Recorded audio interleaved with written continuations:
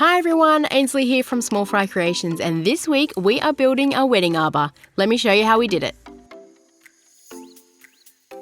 The wedding arch should be quick, easy and a fun build to do, and for material we are using 5 2x4s, or if you're in Australia I'm using 90 by 35 mil. And our first step is we're going to cut everything to length and then we can start to clean up the timber. Before we get into the meat and potatoes of this video, let's run over the measurements of the arbor. The bottom pieces are 1 metre long with the upright pieces 2.1 metres high. The cross piece at the top is 1.7 metres long and the support pieces at the bottom are approximately 424 mil. The bottom supports are best to be measured at the end just to make sure that they're right.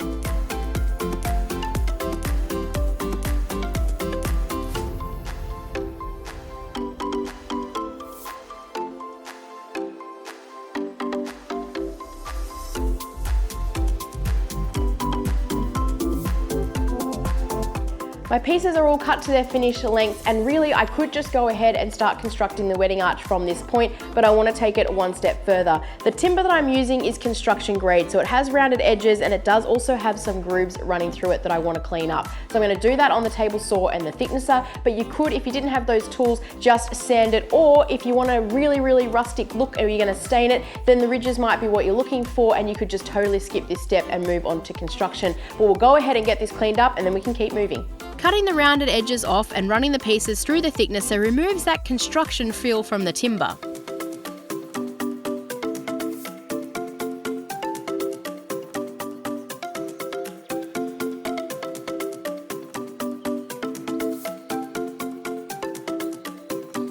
I've got all my timber cleaned up, so we're now at the point where we can start to do some construction. I've got my 2 bottom pieces of the wedding arch here, and this is where we're going to start. This will have a post that comes up through the middle here, and to secure those in place, I'm going to use these 100 mil coach screws that have got a hex head on the top, and I want to countersink that hex head into the bottom of this timber.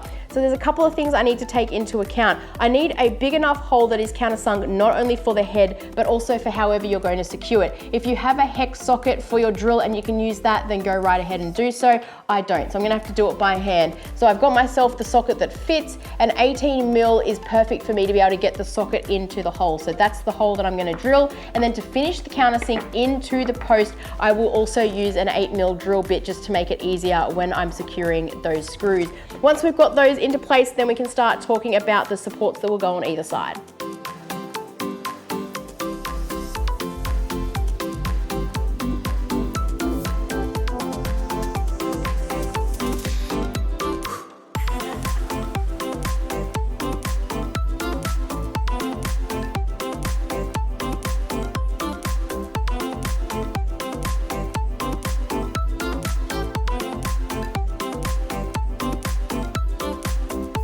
My posts are in and they are really solid, but just to give that little bit of extra support and to make it a little bit nicer on the eye, we're going to put some 45-degree support pieces in here front and back, and that will also help this support from swaying back to front. So I'm going to cut a 45-degree angle on the table saw on one end, and I'm going to come about halfway along here. So this bottom piece here is 1 meter and this top piece here is 2.2 meters. So I'm going to come in around about that 250 to 300 mark up here and then cut that 45-degree, and we'll put that support in that way. So we'll go ahead and get those cut and then we can start to work on the top piece.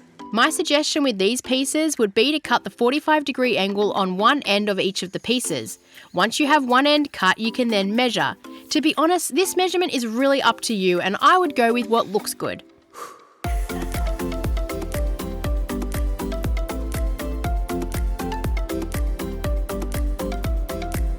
Once I had the other end measured, I set up a stop block on the table saw and cut all the pieces to the same length.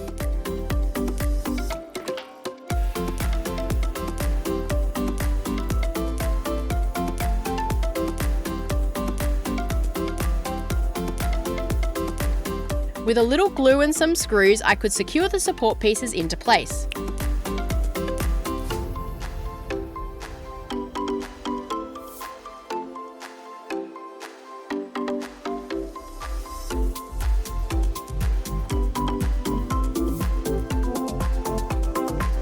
The last piece to the wedding arch is the top plate, which is the piece that I've got here. And I want this to be removable just because of ease of transport. I want to be able to get the 3 pieces in the car to the wedding venue, and then I can bolt it together on site. For the bolts, I am using M8 80mm black bolts. And to be honest, the main reason why I chose these is because they're black, and I just think aesthetically they're going to look really nice.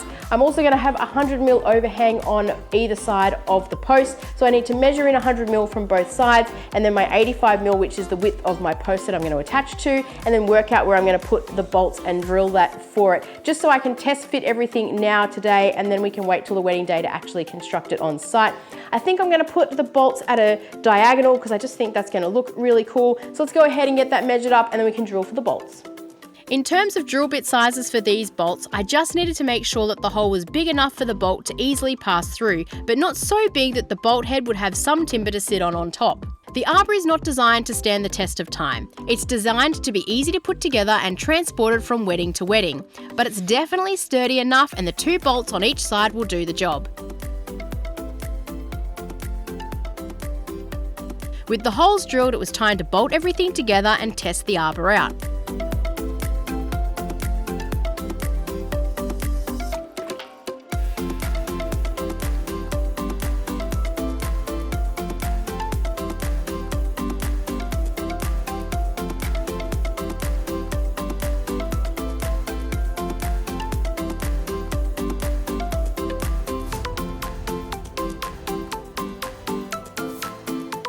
That is together and it looks good. I'm super happy with it.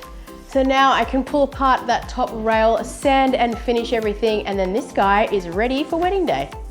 I applied 2 coats of satin poly and sanded with 240 grit in between coats. It was then time to head to the wedding location and get the arch all set up and ready for the decorators to dress the arbor with flowers.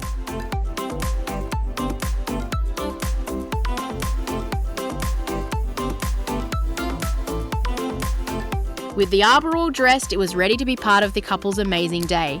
I hope you have liked this video, and if you have, help me out by hitting those subscribe and like buttons, and I'll see you on the next one.